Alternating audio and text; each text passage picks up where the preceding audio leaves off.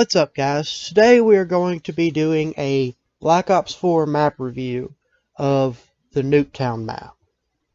And this is a new series I'm starting because I'm very passionate about the Nuketown map, as my two favorite games are Black Ops 1 and Black Ops 2.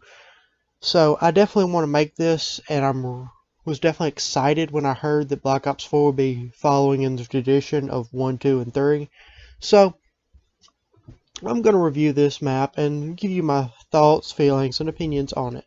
Now, first, before I give you this, I'm going to give you a little bit of pretext. This was meant to be a Thanksgiving special for y'all, but unfortunately I was sick. My voice was so bad I couldn't really talk, and I didn't want y'all to have to try and discern what I'm saying, so I held it off until now.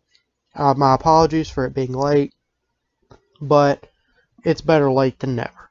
So, first off, if y'all have played a Black Ops game, y'all have almost undoubtedly played Nuketown. Nuketown is a very small two-house map, as y'all are probably watching in the video right now. It has two main houses and then two buses in the center that create for kind of a snake weave, as I've called it, to get from one end to the other unless you go around the sides. It is technically a 3-lane map, but it really doesn't feel like one. So I definitely feel like it was probably one of the better map designs made by Activision.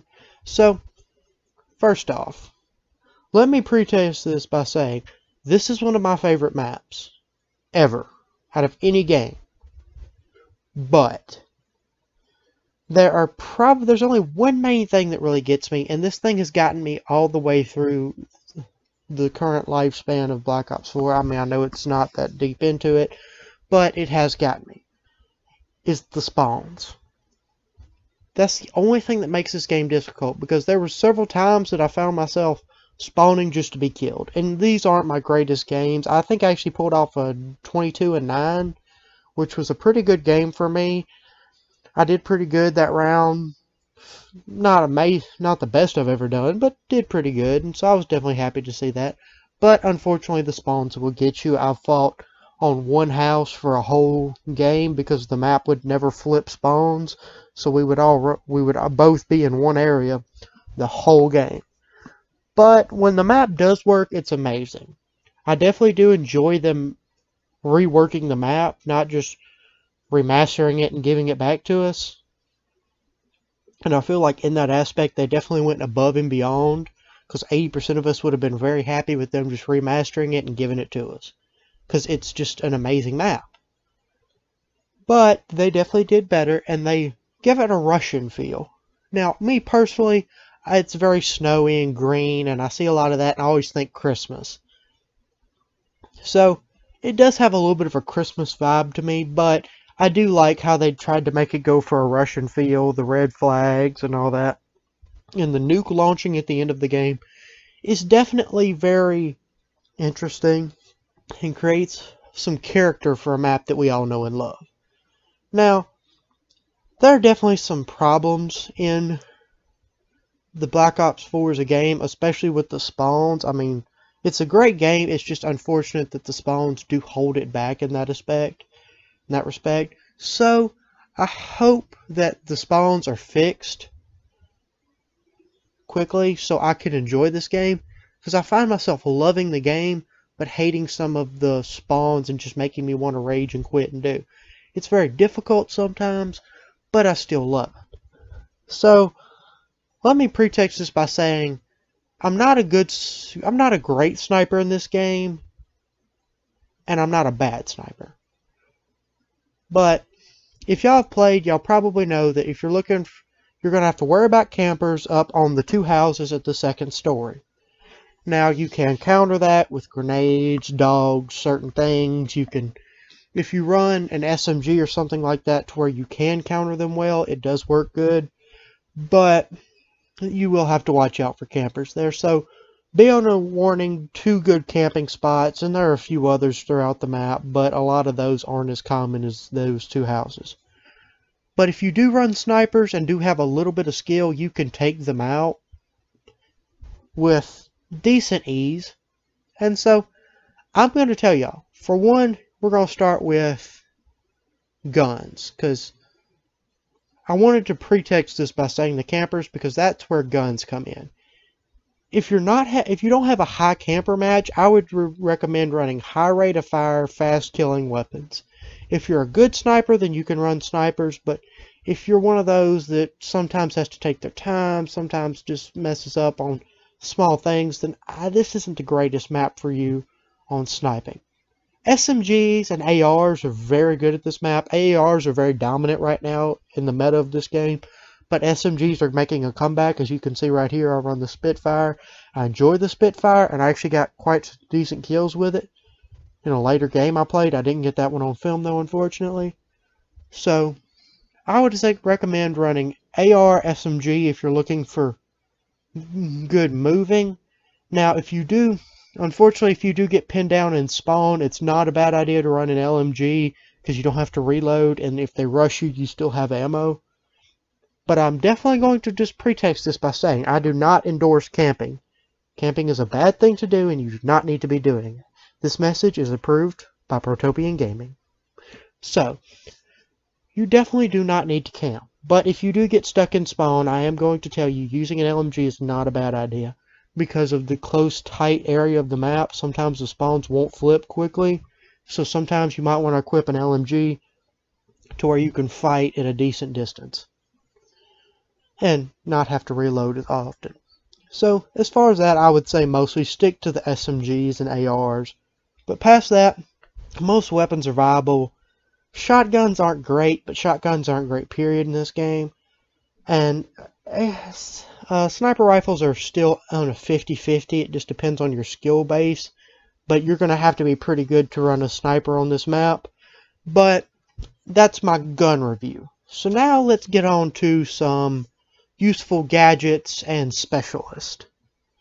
Personally, I'm going to say a good one to run is Nomad. I'm a Nomad player, so I am a little biased. But there's a lot of choke points that if you've learned the map well enough, you can get easy kills. Now, yes, if they are running Engineer, they will have the ability to see your equipment. But past that, it is very good, and the dog can get a lot of kills quickly, luckily, because of being able to run around the map without taking long periods of time between kills. But past that, I would say run someone like Battery. Because Battery also is another one I would recommend, because Battery has the ability to be very aggressive in her play, but is able to kind of weed out campers, which is a very good thing for this map sometimes.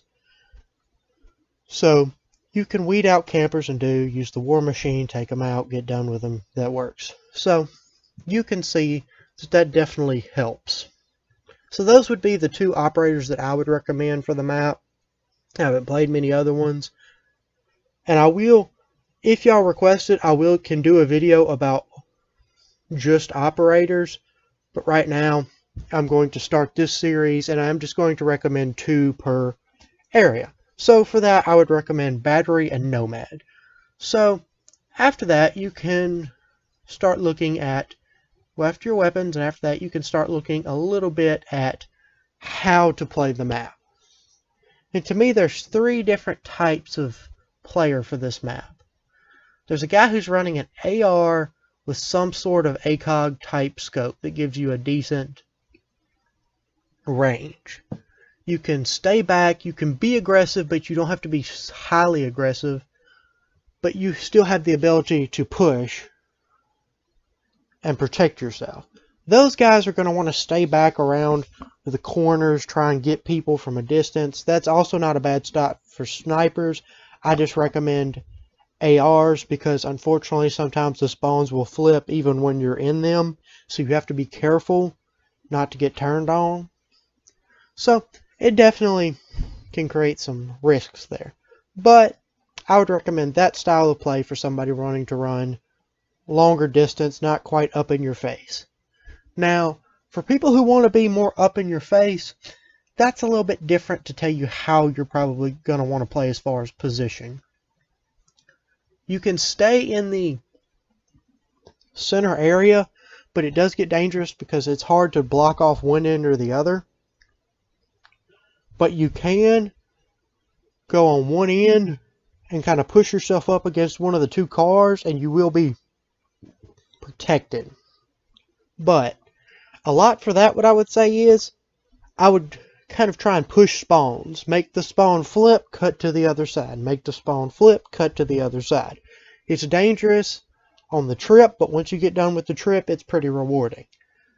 Now, of course, you can play how you want to play, but this is just two of my recommendations. And I'm not going to endorse any type of camper gameplay, because if I find you in my lobby camping, I will hunt you down. Of course online, but I will hunt you down. So, we're going to do that. And so now I want to get on more to the good score streaks. Now, in this map, I'm going to say this. A UAV is useful, but it's not as essential. Because yes, if you have a whole team hiding like I've actually seen before, it becomes useful to have a UAV because you can hunt them down. And the UAV is nice and not a bad streak to run, but it's not as essential for having such a small map. Now, the RCXD would be on my upper end of things. Because the RCXD has the ability to take out multiple enemies. And so, it definitely is nice because you can stay back in your spawn, go run it in, take out a guy or two, and use it for recon also, and then go push. Also, I would say if you can run a tac chopper and feel like you can get a tac chopper, it is not a bad streak to run right here. There's not much cover, and that pays off for getting laid waste to while you're running that. But also, I would run the Hellstorm missile, because that thing is crazy if you can find them right when they spawn, because you can get even a quad or a 5-person feed if you have get the right timing. So I would definitely run those for score streaks. Now let's get into just the more personal thoughts on how I play the map. Those were personal thoughts, but that's just more looking at it objectively. Personally, usually what I'm running is either the Spitfire or the ICR. I like them. They definitely run well for me. You can run other SMGs and other ARs. I'm not fully leveled, so I do not have certain weaponry. Sorry, it's taking me a minute to think of words. But I don't have full weaponry, but I definitely do have a lot of weaponry to choose from. I still like the ICR personally. It's a very powerful weapon to run. For me personally, I definitely enjoy it. So, then the Spitfire. The Spitfire is 50-50 for me. Because until you achieve getting extended mags, it's definitely unfortunate. Because you'll run out of ammo so quick and you just don't feel like you're carrying that pack-a-punch like you should. But once you get extended mags, I would say that the weapon is definitely worth it. It's very fun, very intriguing, and very just feels smooth. I guess I can't think of a word for it besides it's just smooth. I mean, just the way it shoots, it just feels... It has the fire rate that reminds me of the FAMAS of Black Ops 1. It's not as good as the FAMAS from Black Ops 1, but it just has that just absolutely burning fire rate. So, those are my two guns. Usually I'm going to equip them with a red dot. I'm a red dot fan personally. I mean, it's just hard not to be, because the things are just so well made, just clean, crisp, hard to beat. So, I'm going to run that. I might run the recon scope on the ICR if I'm running for headshots. I'm still working on getting my red tiger and then the gold camo. I know I haven't got it yet, but I really do want to see if I can get it before Christmas. So, that is definitely my two gun loadouts for it. I'm mostly a nomad guy, so a lot of what I'm going to do is I'm going to put mesh mines on the doors and choke points trying to get kills. It works, and if it doesn't get them killed and they take time to shoot it, that still slows them down, which is definitely nice to have time to react to their movement. So, besides that, it's definitely nice to be able to know where they're moving if you get a kill, because you can remember roughly where you've put in your mesh mines. and then you can roughly get where they're moving from and to. So I run a lot of Nomad, especially his dog. His dog is crazy on the ability of what it has to do. So it definitely is useful in that area. So I would run that for my specialist. Personally, that's just me. You could run Battery, you could run Ajax, you could run a lot of them, and they could all still be completely viable. But that's me personally. That's what I run, and that's just what my playstyle fits. And that is mostly going to be ran as a kind of quick run and gun playstyle. I have trouble holding down areas because I get antsy. I'll think, oh crap, somebody's coming to get me, and then I won't be able to stay in a position. If I stay in positions, and I don't know, I'm not going to call it camping because I won't ever just hold in one spot. I just don't have difficulty trying to cover just one area.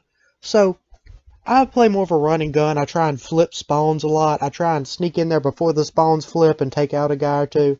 It's definitely nice to get those kills because you have the ability to kind of funnel them before you attack.